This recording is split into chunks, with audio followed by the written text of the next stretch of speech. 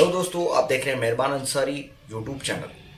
दोस्तों, जैसा आप सभी को पता है, उत्तर प्रदेश की 9 विधानसभा सीटों पर 13 तारीख को उपचुनाव होना है और उसको लेकर पूरे प्रदेश में हाय तौबा मची हुई है और जिसको लेकर लगातार सभी पार्टियां अपने अपने वोटरों को लुभाने की कोशिश कर रही है। जातीय समीकरण बैठाए जा रहे हैं और लगातार मैं कई सीटों के बारे में जिक्र कर चाहूँगा।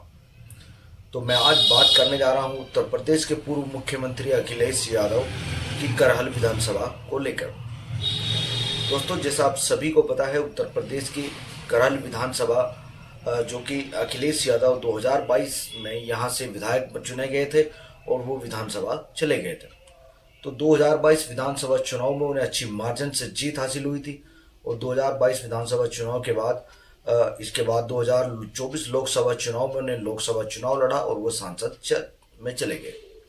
यहाँ से उन्होंने इस्तीफा दिया, इसलिए यहाँ पर चुनाव हो रहा है और यहाँ से समाजवादी पार्टी ने अपने भतीजे तेज प्रताप यादव को यहाँ से कैंडिडेट बनाया है और कैंडिडेट काफ़ी मजबूती के साथ मैदान में खड़ा भी है। लेकिन बात करूँ मैं सत्ता पक्ष पार्टी की, सत्ता पक्ष पार्टी ने भी सैफई परिवार के एक रिश्तेदार अनुजेश यादव को यहां से टिकट देकर बहुत बड़ा खेला कर दिया। तो बीजेपी हमेशा माइंड गेम खेलती है और देखने में आया बीजेपी को यहां से अनुजेश यादव को टिकट दिया गया और वो चुनाव लड़ रहे हैं। हालांकि उनकी माताजी कहीं और से 2 बार विधायक भी रह चुकी हैं और करहल में उनका काफी दबदबा बताया जाता है। और मैं बात करूं जातीय समीकरण की, सबसे ज्यादा इस सीट पर यादव वोट हैं। इस 1.25 लाख के आसपास यादव वोट हैं। साक्य वोट 40,000 व अन्य बिरादरी थोड़े थोड़े करके इस सीट पर है। लेकिन यादव बहुल ये सीट मानी जाती है और ये सीट हमेशा से मुलायम सिंह परिवार के करीबी रही है। करहल विधानसभा 1993 के बाद जब से यहाँ चुनाव हुए 7 बार चुनाव हो चुके हैं। 6 बार यहाँ पर समाजवादी पार्टी जीती, 1 बार यहाँ से 2002 में बीजेपी जीती। तो लगभग ये 90% सीट समाजवादी के पास रही और समाजवादी पार्टी इस पर लगातार अपना डंका बजाती रही। तो दोस्तों, मेरा कहने का मकसद यह है कि इस सीट पर लगातार समाजवादी पार्टी अपनी पकड़ बनाए रखी है और लगातार बीजेपी ने भी इस सीट की घेराबंदी कर दी है और बीजेपी अपने तमाम बड़े लीडरों को यहाँ पर लगातार कैंपेन करवा रही है। लगातार वो चुनाव प्रचार में अपनी ताकत झोंक रहे हैं और बीजेपी अपने सभी बड़े जो कैंडिडेट हैं, प्रचारक हैं, लगातार इस क्षेत्र में आ रहे हैं और वो यादव वोटों को लुभाने का प्रलोभन दे रहे हैं। तो दोस्तों, मेरा क्या लगातार बीजेपी चाहती है कि इस सीट को एक बार फिर से जीता जाए, क्योंकि आखिरी बार उन्होंने यहाँ 2002 में जीते थे, उसके बाद जीत नहीं पाए। हमेशा से ये सीट समाजवादी पार्टी व मुलायम का गढ़ मानी जाती है और मुलायम सिंह यादव करहल सैफई के बिल्कुल करीब है और तो इसीलिए यहाँ यादव वोट का काफ़ी मजबूत दबदबा है। तो दोस्तों, मैं आपको एक बात और बता देता हूँ। लगातार करहल को लेकर पूरे उत्तर प्रदेश में माहौल बना हुआ है। करहल विधानसभा को लेकर तरह तरह की चर्चाएं चल रही हैं, लेकिन ये सीट अखिलेश यादव के लिए भी चुनौती बनी हुई है।